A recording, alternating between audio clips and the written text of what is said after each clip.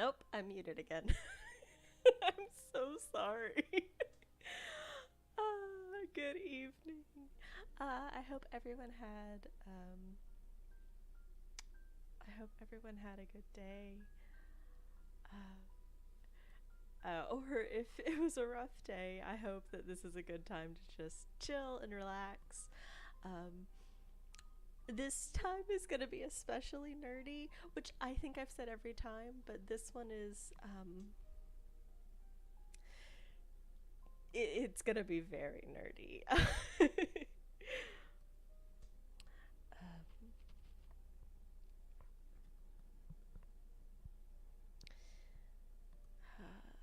Is the music at a good level? Should I turn it down? Turn it up? Um,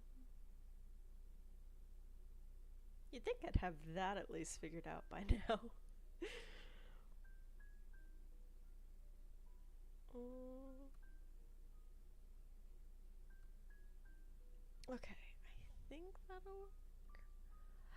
It's very loud in my ears, but I think what I hear and what you hear are different. So if the music is too loud or if it's too quiet, just let me know. Um, yeah. So hopefully you've all had a day. At the very least, it's Wednesday, so that's good. Day's over. It's a downhill slope. Um, we are going to be talking. I am going to try as much as I can to stay on topic. But this is an especially nerdy topic, an especially nerdy week. Um, so I'll try not to tangent too much. Uh,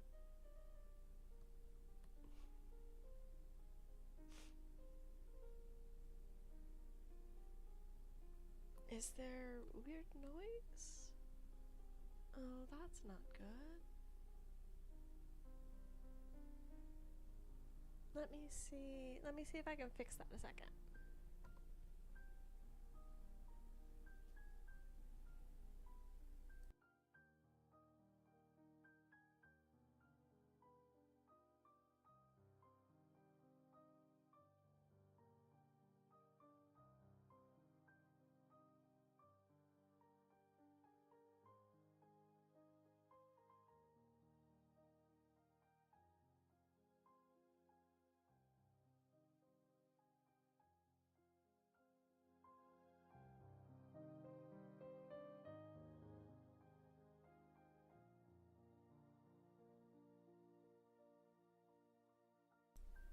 Okay. Does that work better? I have clicked things and moved sliders, so hopefully that'll work better.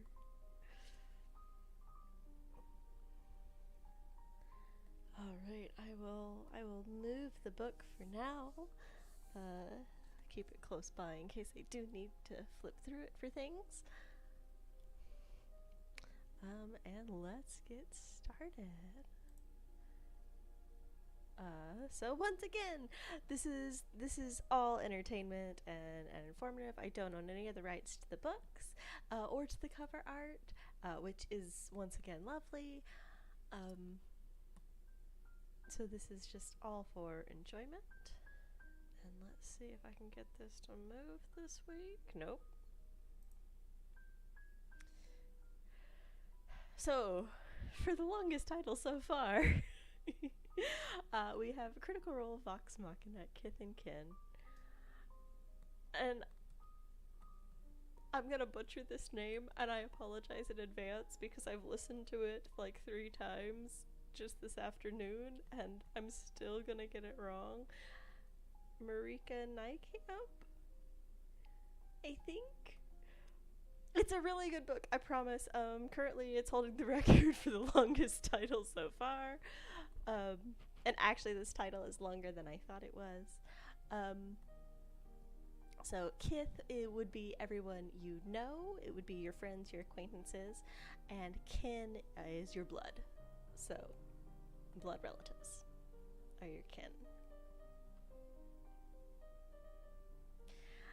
It is published by Del Rey in 2021. So you may have noticed the slide has changed. It is not part of a series, technically, but there are other things in the world, and this is because, as that first page very clearly showed, this is a critical role. That alone puts it into a much larger world. Is there something wrong with my audio?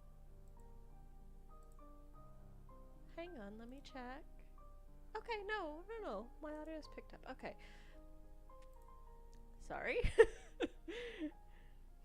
I was getting weird things, so I needed to check that.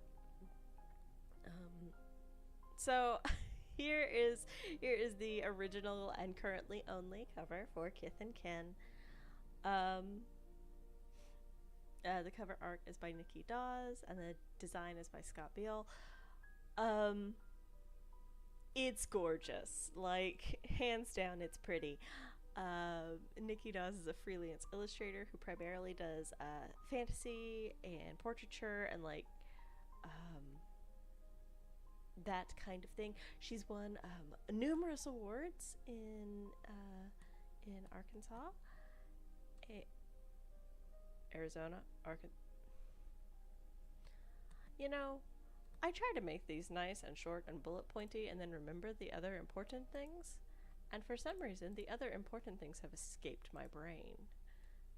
Oh. Let me double check so I don't tell you wrong.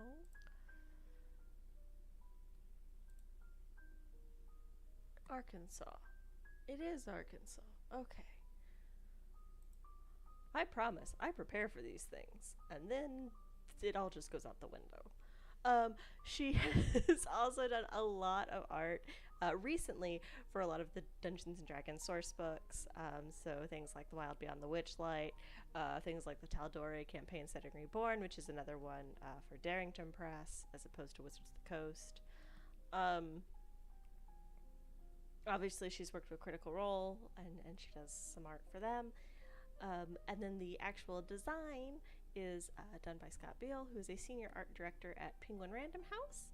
He has worked with numerous authors, but series-wise and on the super nerdy side, he has worked on Star Wars novels and on WoW novels. He's done like some Minecraft and stuff like that, some of the novelizations. This cover's super pretty. I really like it.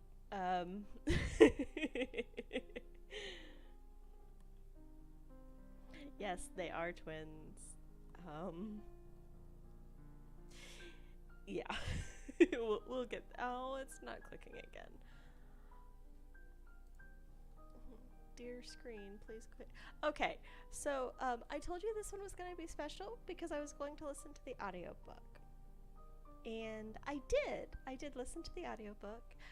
The primary narrator and reader would be Robbie Damon, which now that I'm looking at, I'm terrified I have misspelled. Don't look at me, let me go double check my spelling, because spelling is not my strong point.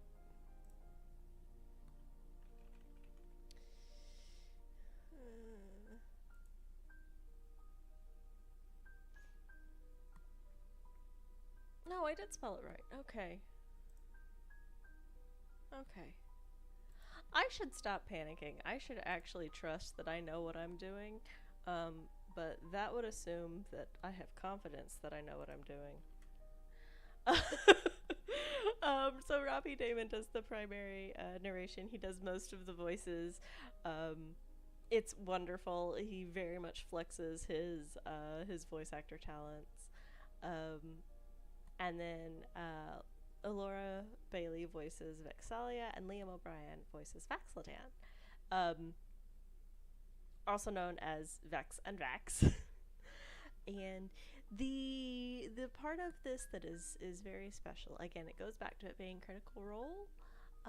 So specifically from Campaign 1, Vex'ahlia and Vax'ildan were Laura Bailey and Liam O'Brien's player characters. So this is a bit of their backstory. So the fact that they get to read their own characters' lines and you get to hear them saying the things in the voice of their character, it's very sweet. It's very nostalgic. It's very delightful. All three of these are voice actors for anime and video games. I can tell you what I know them from. For me, the first time I actually knew a voice was Robbie Daymond would be he voiced Prompto in Final Fantasy 15. So that Eternal Sunshine Child is voiced by Robbie Daymond. Laura Bailey, I'm always going to default to Toru Honda from Fruits Basket for that one. I know she has done much more than that, but that is my default of, oh, Laura Bailey, it's this. That's immediately where my brain goes. And Liam O'Brien. Oh, I'm going to get the character wrong.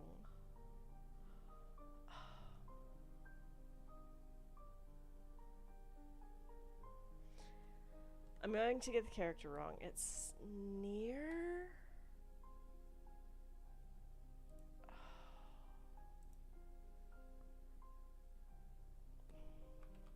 Let me double check. Let me make sure. Let me make sure I'm not telling people wrong.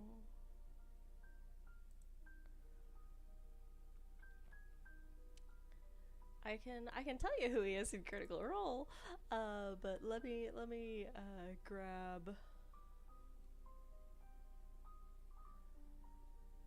Let me grab the other thing that I know him from.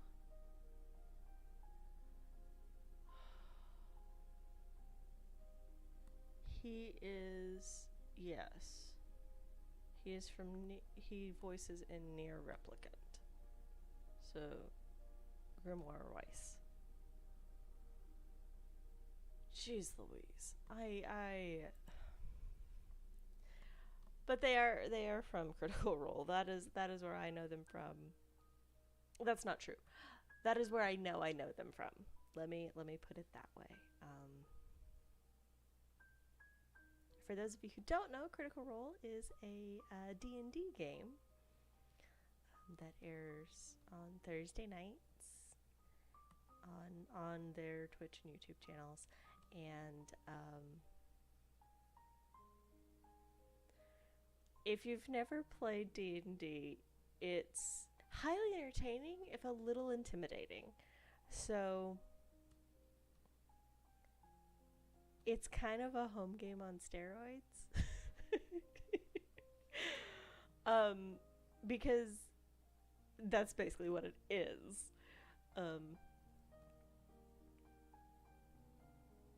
I don't have an easier way to explain it. Their DM is wonderful. And there's a lot of respect around the table.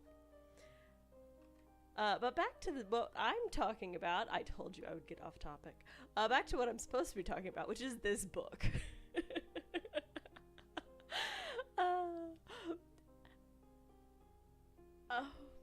So the author is a New York Times bestselling author. She's worked on several graphic novels, including one for Goosebumps. She's done several for Marvel.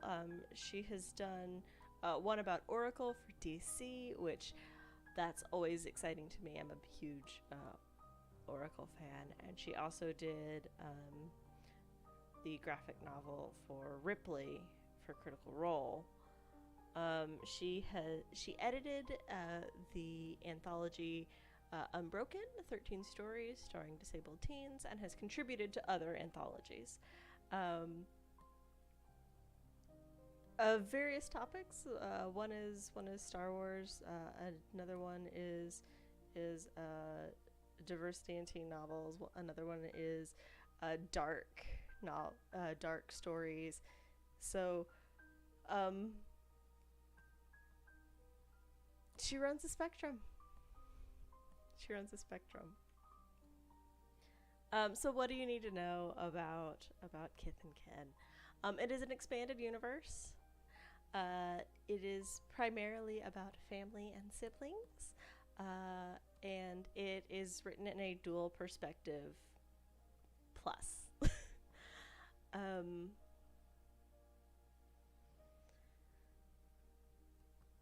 yeah. So your main characters, in this case, there's two. I could be ornery. I could say there's three because Vexalia has a bear, and Trinket is a big part. But no, your main characters that you get perspective from are Vaxildan and Vexalia. They are half elf twins. They think of each other first and the rest of the world as second. So it's not so much looking out for number one as in they're looking out for just them. It's number one is the two of them as a unit, and everything else is number two. Vax prefers cities and towns. He is your rogue, if you are familiar with D&D classes. So he functions better when there are people and criminals and things like that to interact with. Vexalia is a ranger. She is the wilds. Um, she is forests and caves and less civilization. Let's put it that way.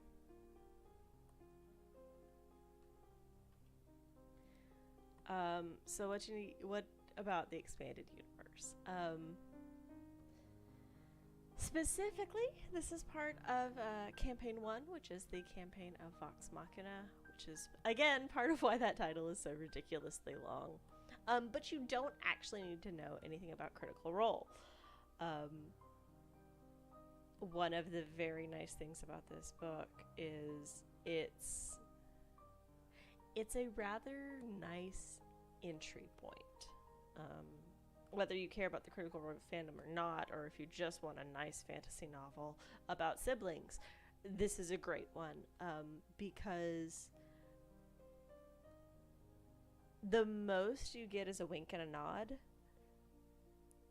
and even then there's not much of that towards the greater, and I say that as someone who has primarily watched Campaign 2 and part of Campaign 3. This is Campaign 1. I am familiar with it through the animated series and through like osmosis of being in the critter space. But this, if there's something backstory-wise that you need to know, they go back and tell you. And this book is a backstory book to the characters from the campaign. So the campaign started after this. This is before all of that. So for those critters who are like, oh, but what about the rest of Vox? Yeah, they're not here. The rest of Vox Machina does not appear. This is the twins and Trinket. By that token, the author very much gets to play in the Critical Role sandbox, and it's lovely. I enjoy things like this that are expanded universe. I enjoy seeing new voices write in other people's sandboxes and see how they interpret things. I just like that. I think it's nice. Not everyone likes that, and I can respect that. But this is really great. It's an easy read if that's not fair. It's a steady read. It was harder for me to listen to than it was for me to read. So this is a reread for me. I don't like audiobooks. I will go on the record as saying audiobooks are not my medium of choice.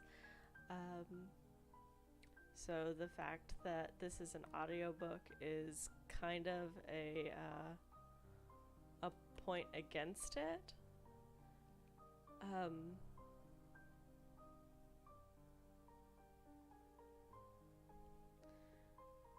But it's a good book. The audio was lovely. I just prefer to read my books rather than to listen to them. There are benefits to audiobooks. You can do other things while you listen. That's just not my preference. I would rather read the book myself. That being said,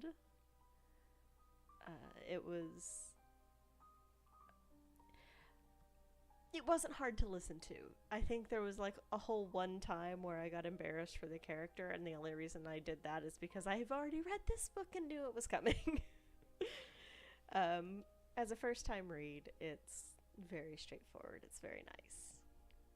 And I am stuttering again. Let's see if we can fix the graphic.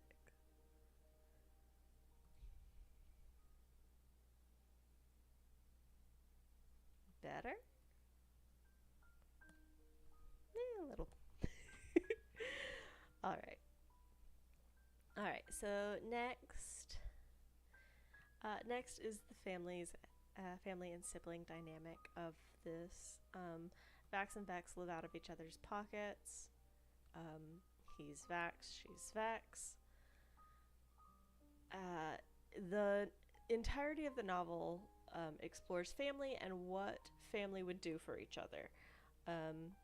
You meet multiple characters who have siblings, and you see different relationships between siblings, and then you compare it to Vax and Vex, who are probably not the healthiest example of siblings.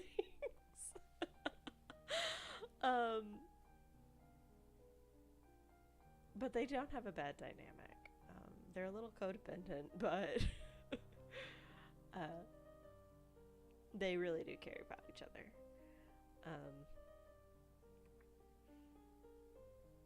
I will say that fairly early on in the novel, something happens that they wind up physically separated from each other. And so much of the book is, what do you do about that? How do you get back together? What do you do in the meantime? How do you function? What is it like to have that second set of footsteps right beside you, and then suddenly they're gone?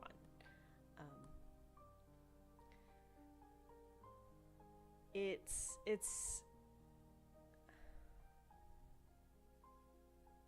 kind of different from most of the pop media portrayals of siblings, which is weird to say because I think technically Critical Role counts as popular media. But they heckle, but they aren't at each other's throats. It's nice. It's very nice. It also explores this particular novel focuses more on family of blood.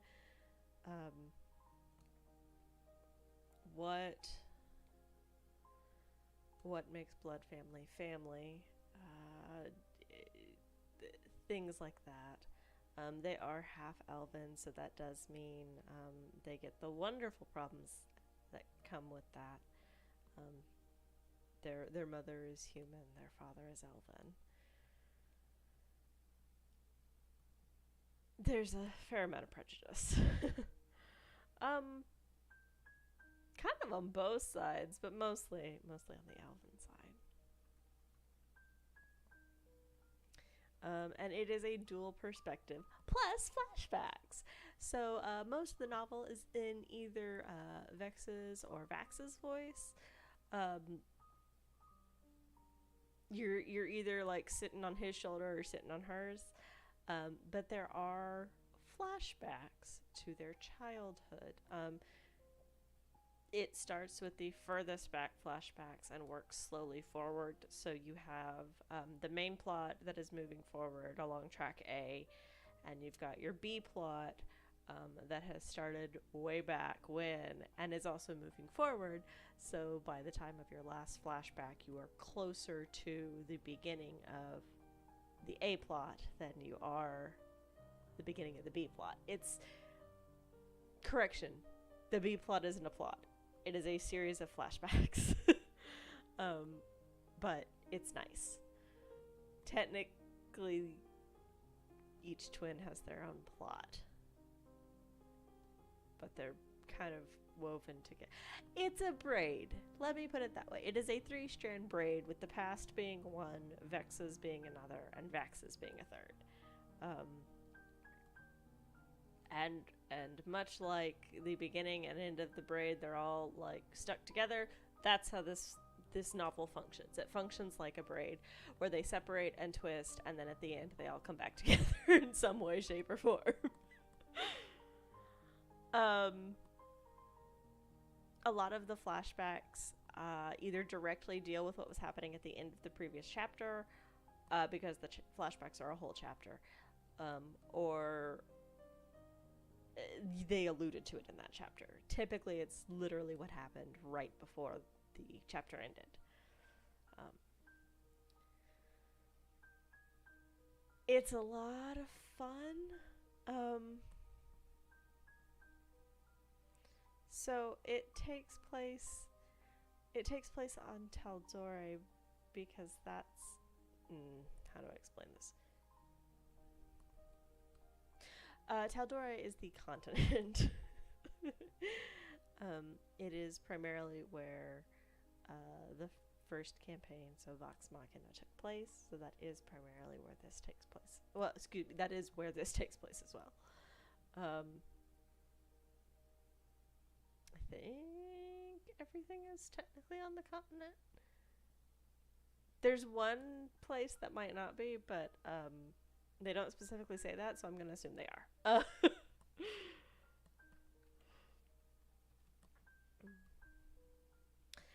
So for recommendations, much like this one came in as an already established universe, it was already Critical Role, it was already a known thing. These 4 are also part of established universes, things that you can see and interact with in other mediums. One of these only sort of, but we'll get to that one in a second. So the first one is Young Jedi Knights Heirs of the Force by Kevin J. Anderson and Rebecca Mosta. This is a personal favorite series of mine, the Young Jedi Knights. It is no longer canon. It is from the before Disney times. And it follows... Technically, this one should have gone in... Oh, dang it. Pretend this book is in both sections. It follows the twins. Jason and Jaina. Who are the sons... who are the children of Han and Leia. And who are attending... their uncle's Jedi Academy. You meet them and their friends, and part of it is just a rollicking mischief adventure, and then surprise, the Empire shows up. I don't know how much of a shocker it is that Sith show up in a Jedi book, but Sith show up in a Jedi book. This one has the interesting thing of no longer being canon, obviously, because Jason and Jaina aren't a thing in the Disney Star Wars. But I read these a while back, and I love them, and I've reread them, and I still love them. I like how they deal with the concept of what does a young Jedi look like. The next is Ruby, Roman Holiday, by E.C. Myers. This is not actually about Roman Torchwick. I mean, it is, but it's not. it's about Neo. If you are unfamiliar with Ruby, Ruby is a web series put out by Rooster Teeth. Um, Everything's a gun is kind of just go with it. Everything's got a weapon. Everything's a gun. But this one follows the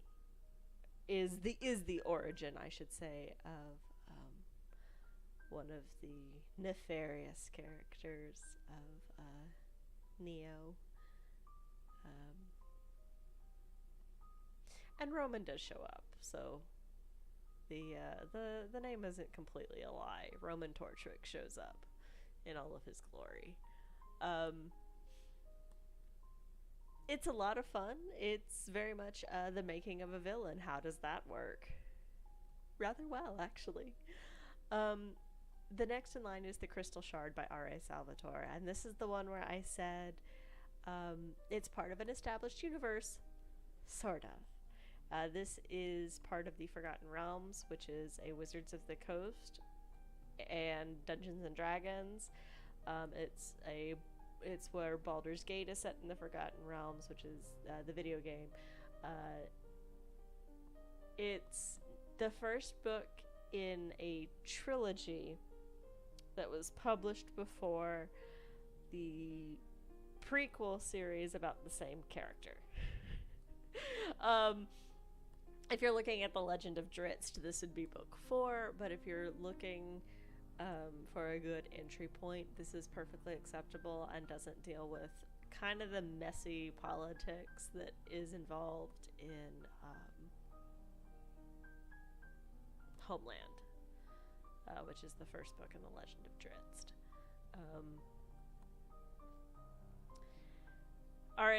This particular series by R.A. Salvatore, the Icewind Dale trilogy, which this is the first book in that, are inspired by Lord of the Rings, and that's very obvious. But also it takes place in the D&D world, and so that kind of you see that in like the classes. Like, again, they don't flat out say the classes. I don't think. It's been a while since I've read The Crystal Shard by itself. But they're now that I've played D&D, now that I'm familiar with D&D, it's like, oh yes, the classes are there. That's a thing. The last one is Ever After High, the Storybook of Legends by Shannon Hale. It is Ever After High, which is Mattel? I want to say it's Mattel, not Hasbro. I could look it up. It's a there's a web series. There's a Netflix series. There's a Netflix movie. There's dolls. It's a fun property. The premise is that you're following the children of fairy tale and primarily fairy tale heroes. So you're following like the daughter of Snow White, the daughter of the Evil Queen. You've got a couple of things that aren't technically fairy tales thrown in. So, like you have the daughter of the Mad Hatter.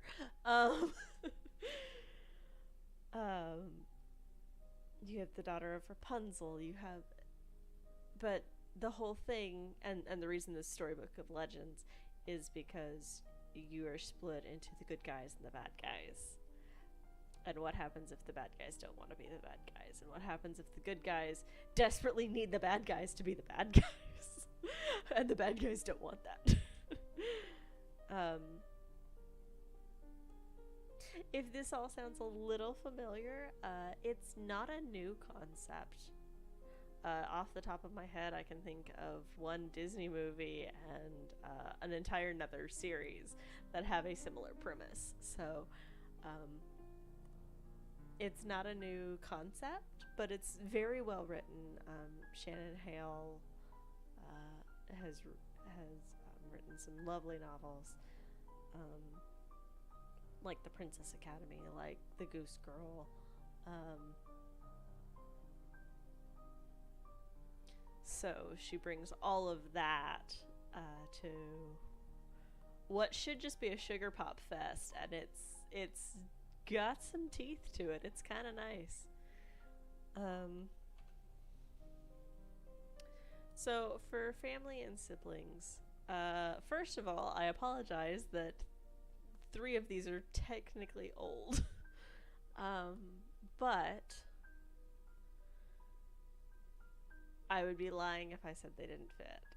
So Hotel Magnifique it's about a lot of things, but primarily it's about magic and siblings, and what would you do for your sibling if your sibling desperately wanted thing A, got thing A, and you find out that that's not necessarily a good thing. What would you do to rescue your sibling? Can your sibling be rescued? Have you just put both of you in danger? It's one of those type of books. Again, the magic is lovely. I've talked about this one before. So The Lost Years of Merlin by T.A. Barron. I should apologize. This is an older book, but I'm a sucker for Merlin books, and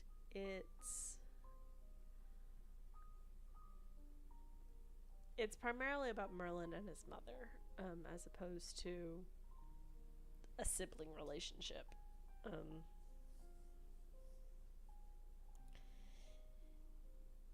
It's a series by the same name. So the series is The Lost Years of Merlin, but the first book is The Lost Years of Merlin.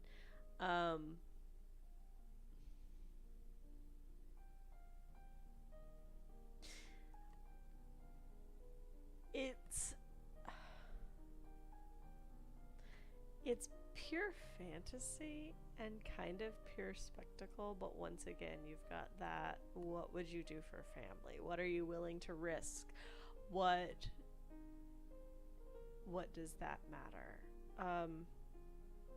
A Wrinkle in Time by Madeline L'Engle is, again, in the same vein, except it's a little bit of both. So A Wrinkle in Time deals with both the relationship between siblings, specifically an older sister and a younger brother, and the relationship between parent and child.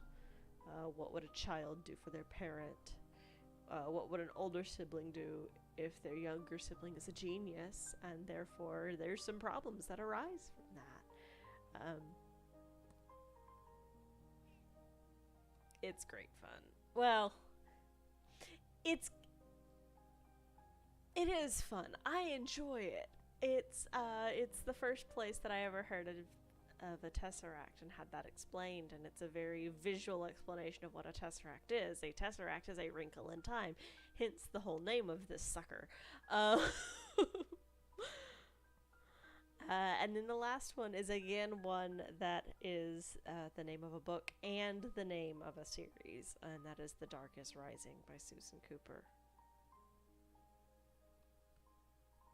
Which I'm terribly afraid that I have gotten her name wrong. So let me go double check that and help my poor little brain.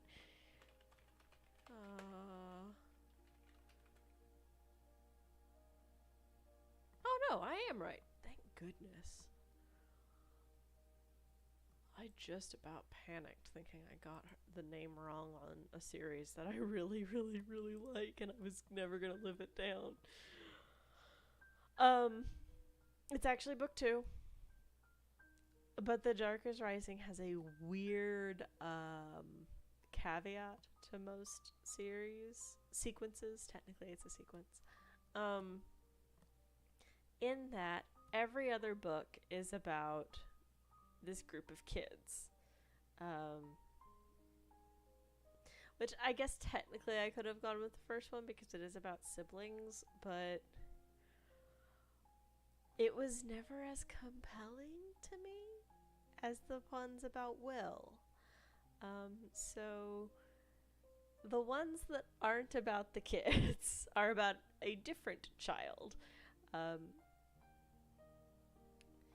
And it's seventh son of a seventh son kind of things, the youngest of the old ones. A lot of magic and prophecy. How do you interact with your family when you are part of something that your family is not a part of, but you also do not want to separate from your family because they're your family and you love them. That is the general gist of that particular novel in the Dark is Rising sequence.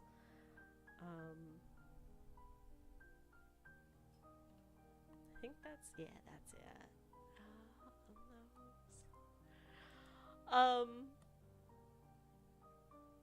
What else to say? I guess the easiest thing for me to do is kind of give a breakdown of why I picked something so already grounded in something else. And part of it is because I have another Critical Role book in a pile of my to read, and I swore up and down that I would listen to an audiobook first, and I knew that if I did that, I wanted to listen to the audiobook of Kith Kin because it had Laura and Liam reprising their roles as Vex and Vax. Sorry, I have to slow down and keep in mind which way I said the voice actors' names, so I say the character names correctly and I don't mix them up. Because, yes, Vaxildan and Vexalia. And I knew I wanted that. And then when I heard that Robbie Daymond was going to be your primary narrator, it's like, oh, well, I know he's Prompto, and I know I enjoyed him when he was on Critical Role. And then, yeah, no, there is a lot of flexing of, here's all these voices, here's all these characters from a child to an old man, and he covers them. It's nice. It's also a fun excuse for me to talk about D&D. So it is based off of their characters from a D&D campaign, obviously. And that's just a lot of fun to me. I enjoy stepping into somebody else's shoes for a little while. And D&D and books have a similar ability for me personally. Both watching others play D&D and playing it myself, and that is that they can really cause emotions that you don't get anywhere else. So with a movie, because I do cry at movies, but with a movie you spend what, 30 minutes to 2 hours to maybe 12 if you're watching Lord of the Rings, with a character, and you get invested over that time period. Books and series in particular, you're in someone's head for such a long time. You're hearing their thoughts. You know what they're experiencing. You know how they're thinking about things, how they feel. So when something happens, like a twin being separated from their twin, who they've only really been separated for hours before, and this is a much longer time span than hours.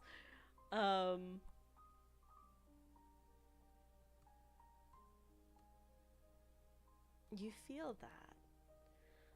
And with Dungeons and Dragons, you spend hundreds of hours with these characters, and you know them, and you watch them grow, and you watch them start out as jerks and become not. And there's something uniquely personal about that.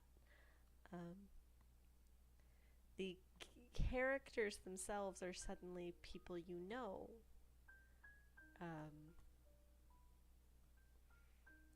for example, my first character from a one-shot, um,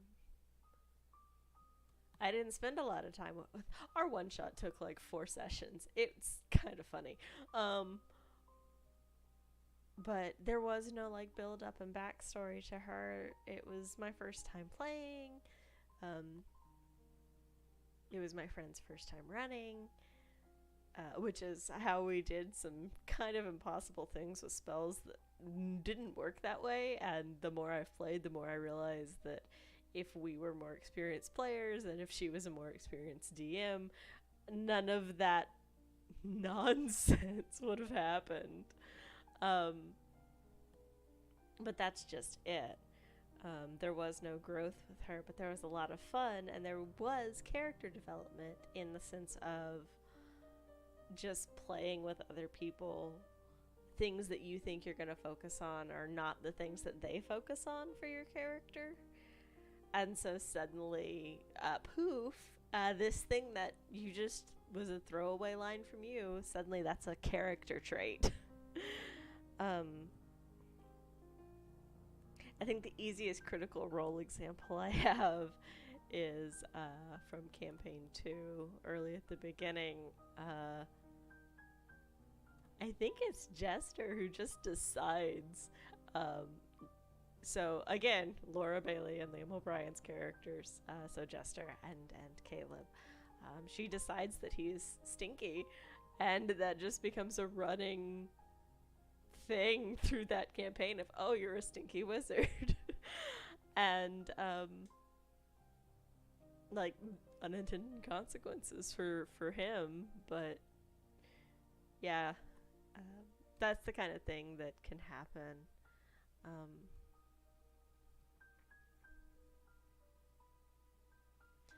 But it's nice, and like I said, it's kind of nice to do established worlds. I admit that's one of the appeals of fan fiction. For people who write fan fiction, or for people who do fan art, it's playing in someone else's sandbox. And sometimes it's nice because you can play strict, so you can follow their rules exactly. Or if you want, you can just be like, so here are the characters, and I'm going to ignore everything about that. I just want to play with the world, not with the characters. Or you can take the characters and mess with the world, or you can do a little of both. Or you can headcanon things.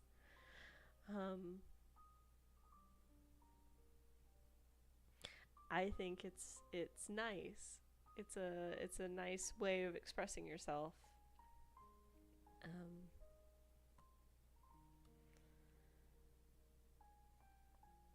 And it expands, like I said. It isn't just fan fiction. It's fan art. It's all of that. Playing in someone else's sandbox is really cool sometimes.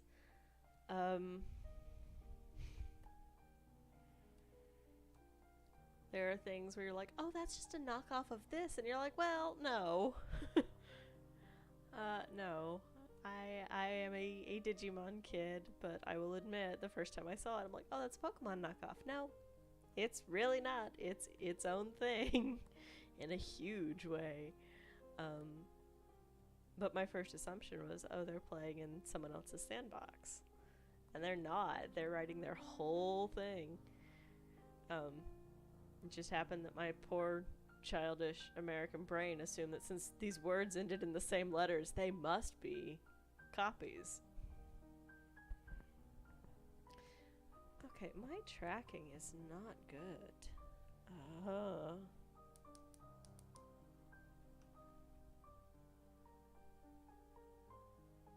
Is that better? Oh. I just have to turn the light up so I'm blind. Whoops.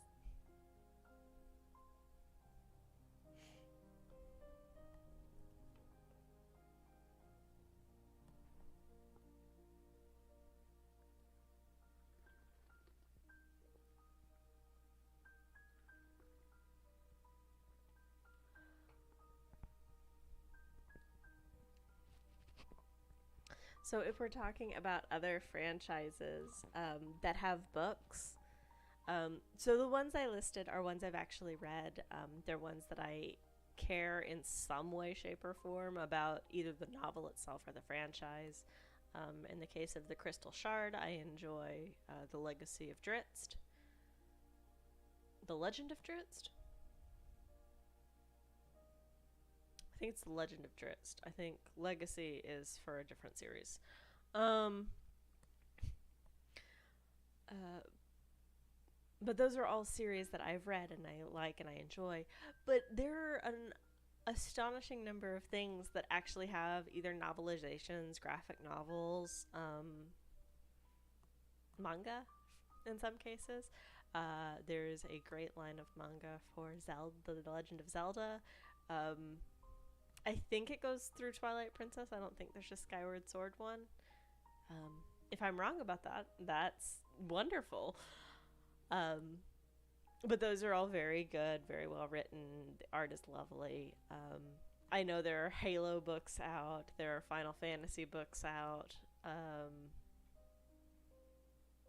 haven't read any of them, mind you, but they exist.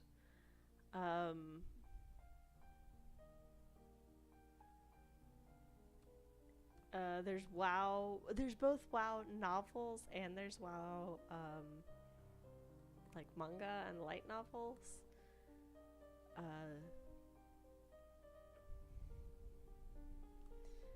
Most anime has a manga if we're gonna go into the voice actor world. That's just a fact. Not a guarantee, but I know some of my favorites are technically all manga first and then anime.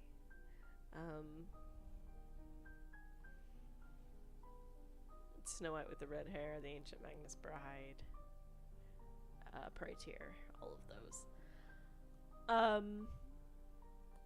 But you can find a book in a ton of different things. Warhammer 40K has novels.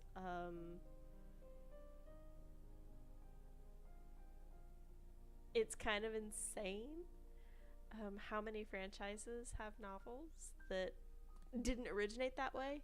I mean, Warhammer's so Warhammer and the Forgotten Realms are both tabletop RPG.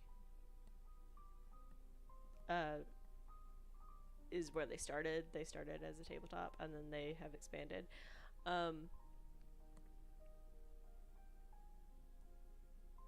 So the fact that they have novels is not a huge thing.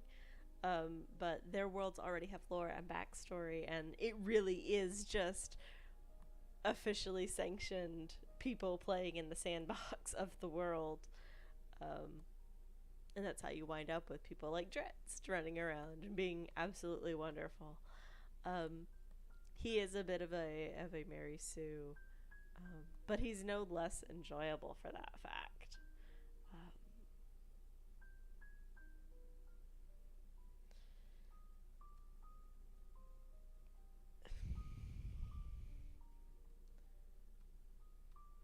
I debated listing some franchises that went the other way, that started as books and have become multimedia franchises. Things like Percy Jackson, things like Wicked. But Critical Role started as something else and became a novel, so I figured, to be fair to that, I would go that way.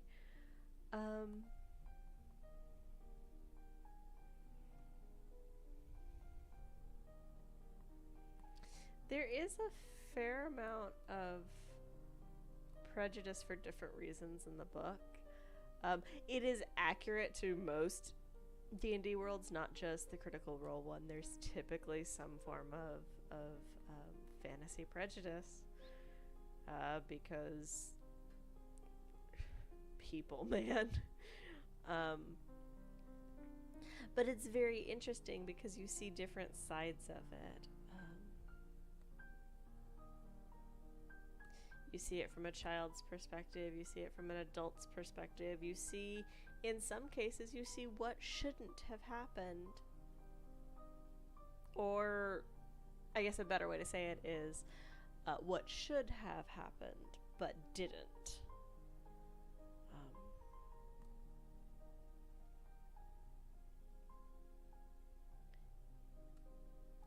It's nice. I know I've already said that.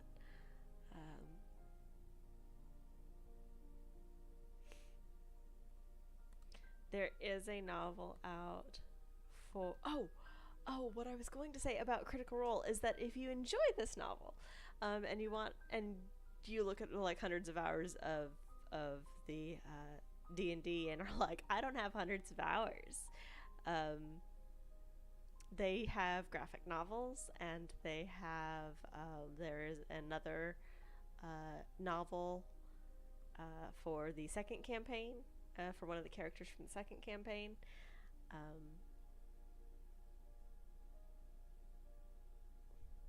Which is the mini eye. It's somewhere behind me. Like, it's in my to-read stack, but I can't see the spine. But it is the Mighty Nine. So I think it's the Many Eyes of Lucian. Oh, I'm gonna be a liar. I'm very sorry. They've got adult coloring book. They've got art books. I recommend the art books. Even if you have no clue who the pictures are of, they're very pretty. They're very well done. The fan artists are very good. It's nice. And they're coming out with a cookbook. So they also have a Amazon Prime show that's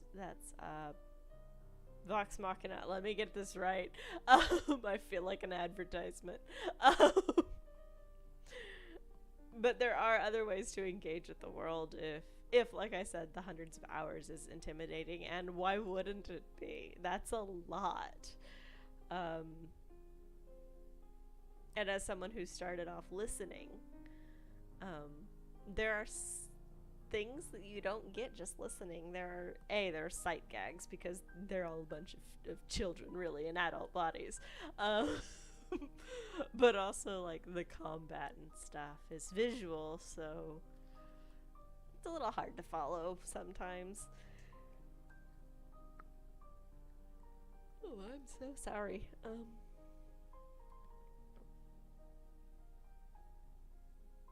Oh, jeez.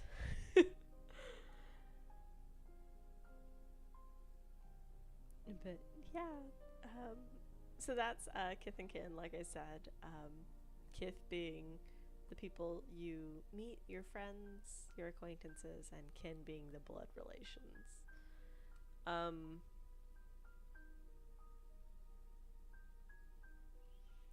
It's kind of nice that they really focused on blood family in this.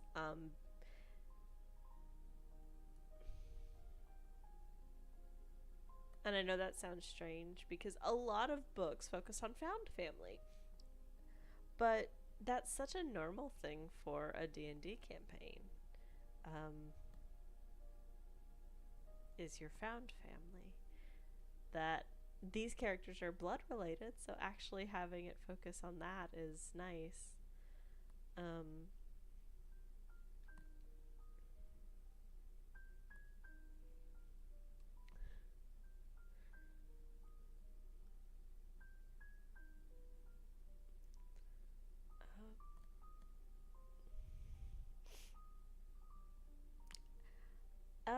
If I had to pick between the twins, look, it's very much a who would I want to go to dinner with and who would I want to hang out with, and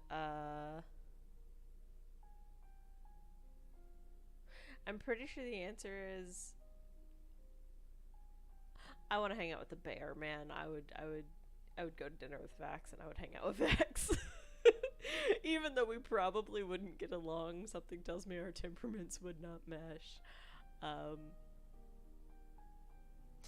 I don't prefer one twin over the other.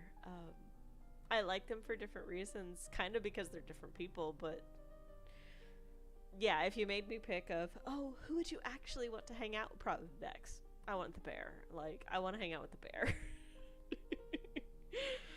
It's a terrible reason to choose, but it's true. I like Trinket. I think Trinket's adorable.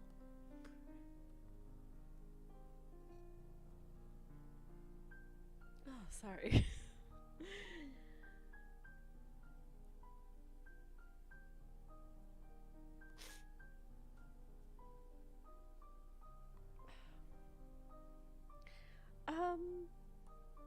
I'm not sure how to tease the next one. I know which book I'm doing. It's another reread, so congratulations. I'm gonna be way more familiar with it. Kind of in the same way I was with this one. I'd read it once before, and then I read it this time as an audiobook. Oh, I guess.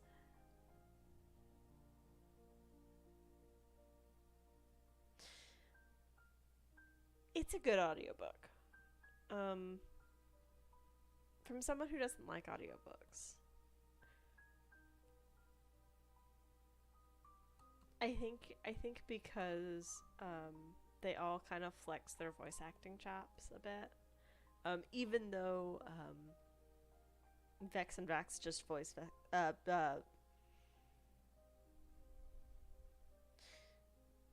even though Liam and Laura just voice Vax and Vex, they voice them at different ages. They sound slightly different at the different ages, and situationally and stuff like that. And then Robbie gets to do everyone else. It's kind of impressive. Like, knowing it's one person doing it is really, really impressive.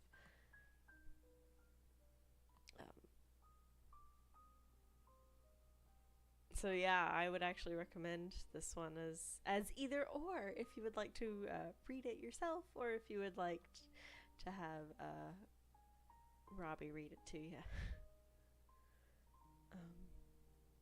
Either way is fine.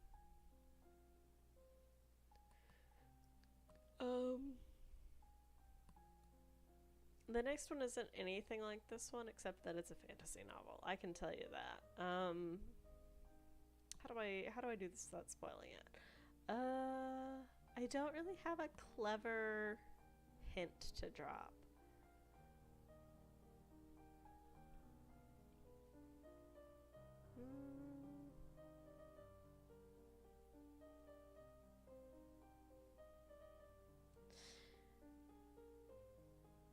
It deals a bit more with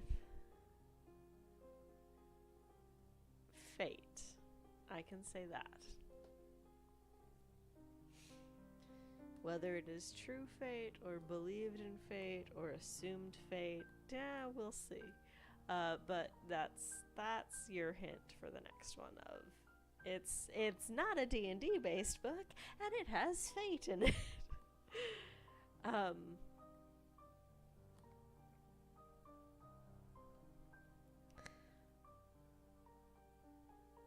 Man, in trying to not go off on tangents about D&D, I have somehow managed to make this super short. How have I done this?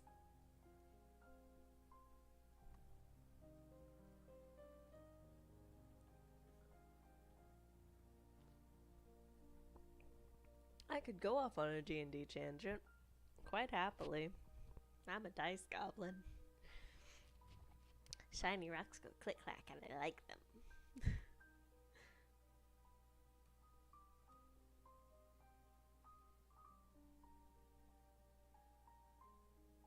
I'm trying to think if there's something else that's very similar, and I can't.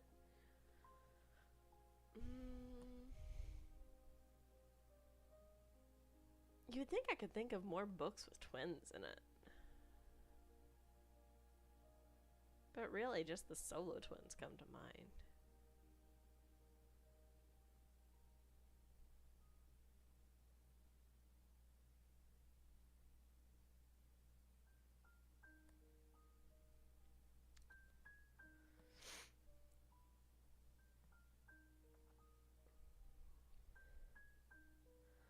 Um, I think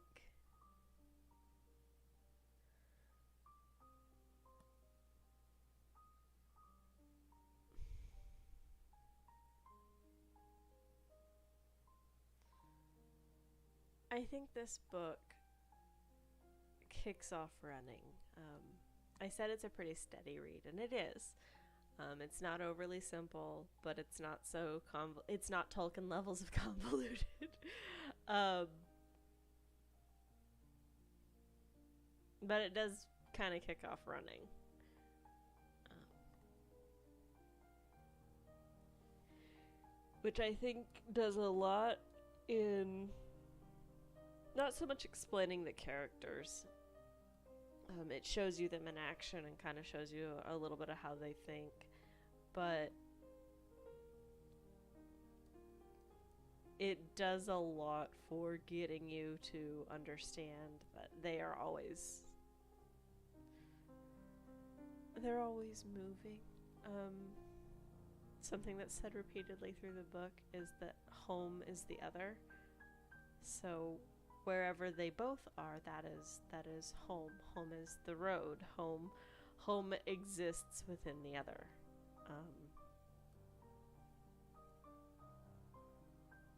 It's a very interesting sentiment, and it's something that's kind of established very quickly that they are what they have, so they are who they fight for, they are who they protect. They get by, and both of them have preferences that the other one will consider and yield to and or argue with. It's really just a good time. I don't have, like, I feel like I'm dancing around all of the good bits because I don't want to spoil anything. Uh, um,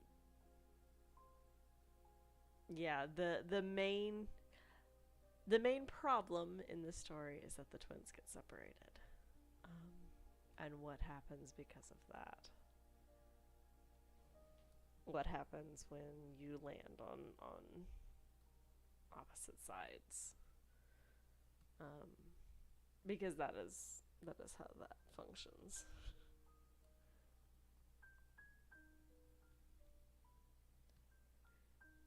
Um,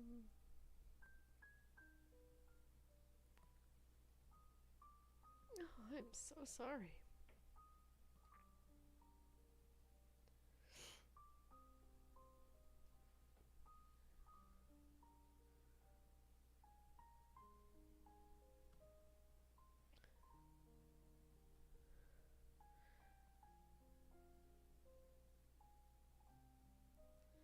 I'm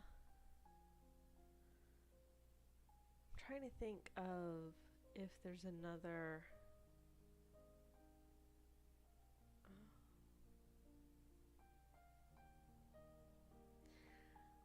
This might be a very short week. I am very sorry. I was so excited to talk about this one, and then I realized, oh, unless I want to go off on a massive Critical Role tangent that not everybody is interested in because not everybody cares.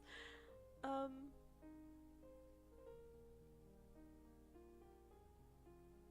I like it. I think it's a lot of fun. Um,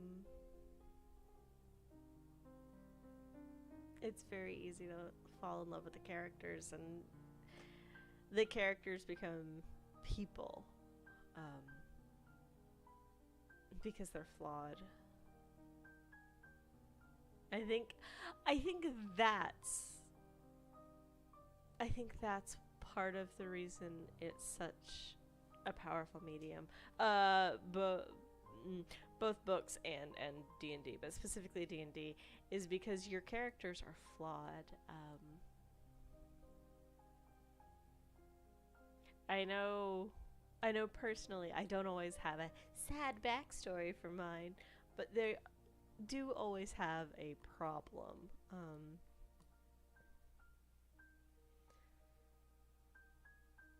I know most of the Critical Role guys have sad backstories, but Um,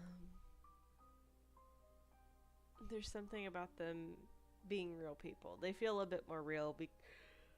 Oh my goodness.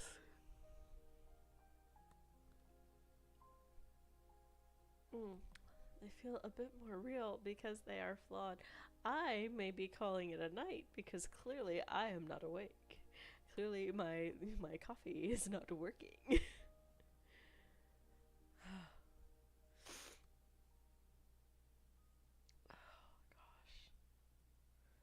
am so sorry, guys.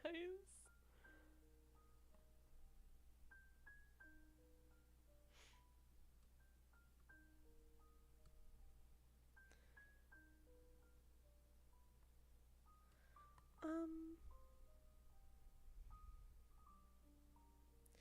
there's a bit that's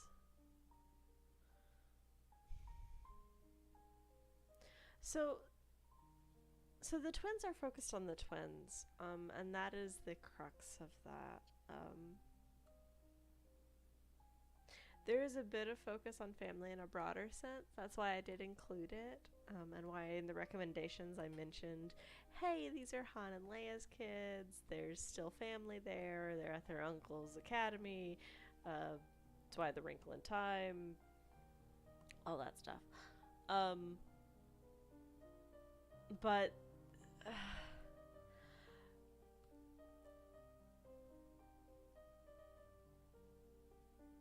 family for the twins is the twins. And so while it does address, to some extent, it addresses family in a broader sense because you do get the flashbacks and you see why family to the twins is the twins.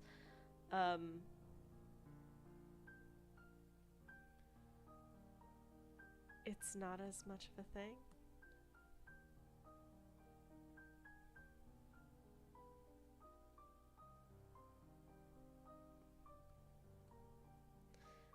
Um, yeah.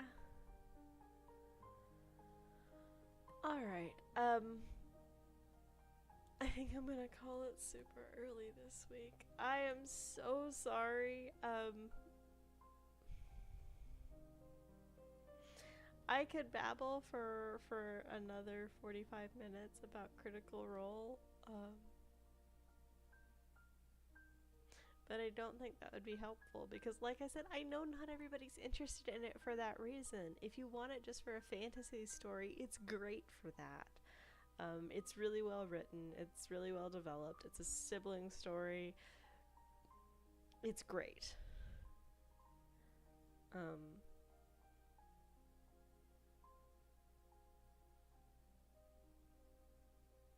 but yeah.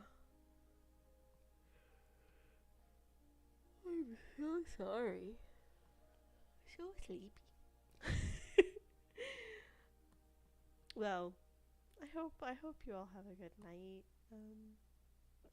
Get some rest if you need it. If you're falling asleep, go ahead and get some rest. I hope this has been nice and chill. Um,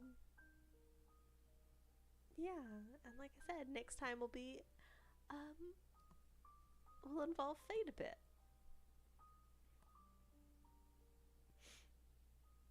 Have a good night.